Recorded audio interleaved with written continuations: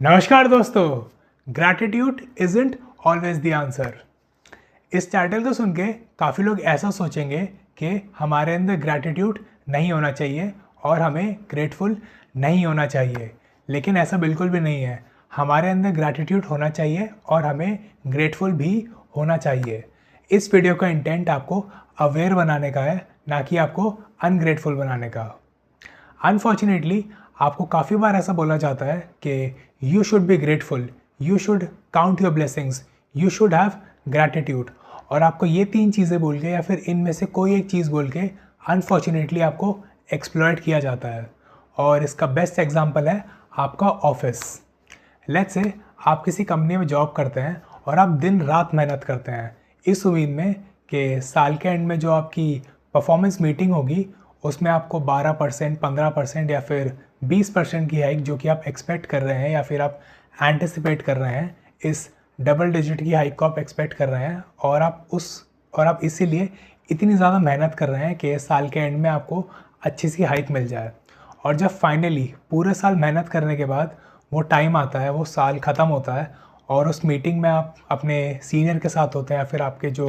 Reporting manager हैं उनके साथ आप वो मीटिंग में जाते हैं या फिर उनसे बात करते हैं अपनी हाइक के बारे में, अपनी परफॉर्मेंस के बारे में, तो आपको नॉमिनल सी 2%, 4% या फिर 5% की हाइक दे दी जाती है। और जब उस मीटिंग में अपने सीनियर को अपना आप डिसएग्रीमेंट एक्सप्रेस करते हैं, ऑफ कोर्स रिस्पेक्टफुली आप एक्सप्रेस करते हैं, तो जब आप अपना डिसएग्रीमेंट एक्सप्रेस करते हैं कि आपने इतनी मेहनत करी और आपने इतना काम किया तब भी आपको इतनी नॉमिनल सी हाइक क्यों दी गई,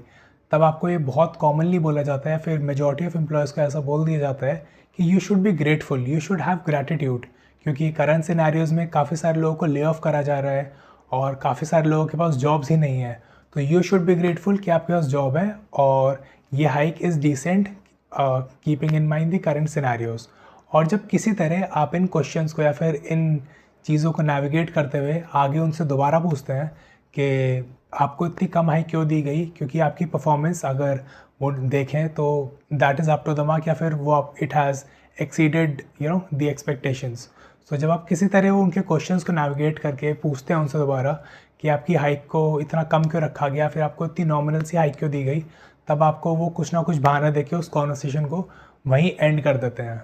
तो एक काफ़ी कॉमन सिनेरियो है जो कि शायद आपने भी फेस किया होगा या फिर अपने आसपास आपने किसी एम्प्लॉय को या फिर अपने किसी कोवर्कर को ऐसा कुछ फेस करते हुए देखा होगा। तो इससे आपको दो चीज़ें हमेशा ध्यान में रखनी है कि जब भी आपको एक्सेस में जो कि होता है ज़रूरत से ज़्यादा आपको ऐसा बोला जाता है कि you should be grateful, you should count your blessings, you should have gratitude, जब भी आपको ये चीज़ें या फिर इन तीनों में से कुछ भी आपको ज़रूरत से ज़्यादा बोला जाता है तो आपको एक चीज़ समझने की ज़रूरत है या फिर दो चीज़ें समझने की ज़रूरत है कि पहला, वो आपको इसलिए बोला जाता है कि जो भी आपको बुरा लगा या फिर आपको जो भी डिसएग्रीमेंट था, जैसे कि आपकी जो परफॉर्मेंस थी जो कि अच्छी थी लेकिन फिर भी आपको नॉमिनल सा मिल गया, तो वो जो आपका डिसएग्रीमेंट था, तो जो आपको बुरा लग रहा है, वो जो आपको बुरा फील हो रहा है, वो आपको इतना ज़्यादा बुरा फील ना हो, आपको थोड़ी बहुत सिंपैथी दे दी जाती है ये बोल के कि you should be grateful, you should be, ऐसा कुछ ना कुछ आपको बोल दिया जाता है कि बस आपको बुरा ना लगे और बस आपको थोड़ी बहुत सिंपैथी देके वो इसलिए बोलते हैं कि बस आपको बुरा ना लगे। दूसरा केस जो जिसमें आपको ऐसा बोला जाता है you should be grateful and all ये सब चीज़ें, वो इसलिए बोला जाता है कि सामने वाला इंसान जो भी वो कॉन्वर्सेशन कर रहा है उसे किसी ना किसी तरीके से वो कॉन्वर्सेशन को एंड करना है या फिर उसे किसी ना किसी तरीके से आपको अवॉइड करना है। सिर्फ यही दो केसेस होते हैं जब आपको एक्सेस में ग्रैटिट्यूड के लिए, आपकी ग्रेटफुलनेस के लिए या फिर टू काउंट योर ब्लेसिंग्स, ये सब चीज़ें बोली जाती हैं। और इवन आपने अपने रिलेशनशिप्स में भी नोटिस किया होगा, which is again very unfortunate, सब में तो नहीं होता लेकिन काफ़ी सारे रिलेशनशिप्स ऐसे होते हैं जहाँ पे फैमिली में कोई ऐसा होता है मेम्बर, हो सकता है कोई पेरेंट्स हो, कोई फैमिली मेम्बर हो, कोई कज़न हो, कोई एक्सटेंडेड फैमिली से कोई हो सकता है या फिर काफ़ी सारे अनफॉर्चुनेट केसेस में इवन स्पाउस भी ऐसे होते हैं कि वो आपको काफ़ी बुरी तरह ट्रीट करते हैं। वो कोई ना कोई फैमिली मेम्बर होगा जो कि काफ़ी ज़्यादा न्यूसेंस क्रिएट करेगा फैमिली में, काफ़ी ज़्यादा बुरी तरह आपको ट्रीट करेगा, काफ़ी लोगों को तंग करेगा, आपको या फिर किसी और फैमिली मेम्बर को उन्हें तंग करना पसंद है या फिर अगर इसे इंग्लिश में बोले तो उन्हें सैडिस्टिक प्लेजर मिलता है। लोगों को परेशान करके, लोगों को दुख पहुंचाकर उन्हें खुशी मिलती है या फिर उन्हें मज़ा आता है ये सब चीज़ें करने में।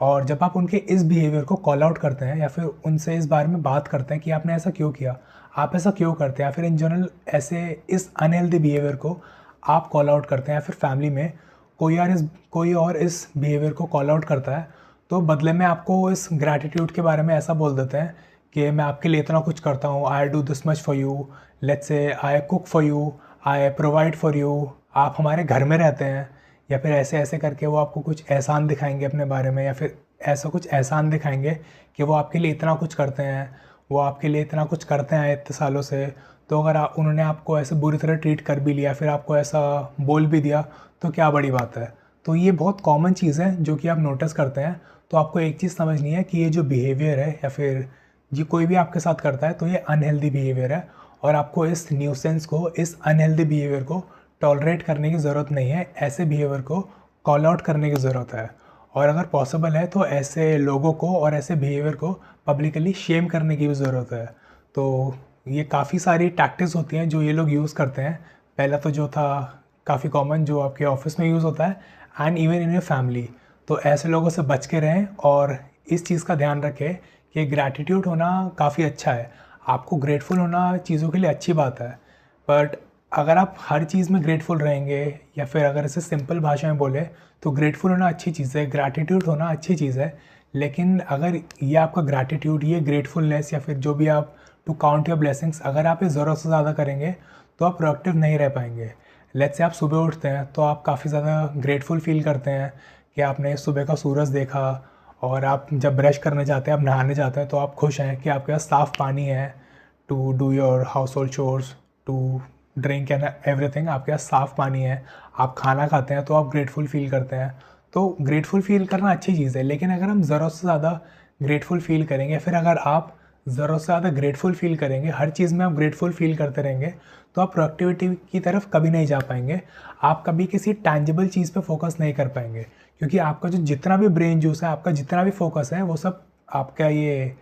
ग्रैटिट्यूड की तरफ जा रहा है, ये ग्रेटफुल फील करने में जा रहा है। आप प्रोडक्टिव कभी नहीं हो पाएंगे। और हर इंसान की जैसे जैसे एज बढ़ती है तो उनके ऊपर रिस्पॉन्सिबिलिटीज़ भी बढ़ती हैं, उन्हें रिस्पॉन्सिबिलिटीज़ बेयर करनी होती है। तो अगर आप सिर्फ ग्रेटफुल फील करते रहेंगे, ज़रूरत से ज़्यादा ग्रेटफुल फील करेंगे, तो ये जो रिस्पॉन्सिबिलिटीज़ हैं जो कि हर इंसान पे आती है एक टाइम के बाद, और जैसे जैसे उनकी एज बढ़ती है, तो आप इन रिस्पॉन्सिबिलिटीज़ को कभी बेयर नहीं कर पाएंगे। तो ऐसे लोगों से बच के रहें, और ग्रेटफुल फील करना अच्छी चीज़ है, लेकिन जब भी ये ज़रूरत से ज़्यादा बोला जाए तो आपको ये चीज़ समझनी है कि आपको एक्सप्लॉइट किया जा रहा है, and you are not at the right place. और ये आपका वेकअप कॉल होना चाहिए, एक अलार्म की तरह आपको उसे ट्रीट करना है। और इस वीडियो को ज़रूर शेयर करें अपने दोस्तों के साथ जो ऐसी किसी सिमिलर सिचुएशन में है। और अगर आप ऐसी किसी सिमिलर सिचुएशन में हैं और इसे इम्प्रूव करना चाहते हैं, तो आप मुझे व्हाट्सएप पे रीच आउट कर सकते हैं। आपको मुझे व्हाट्सएप करना होगा, विच स्टैंड्स फॉर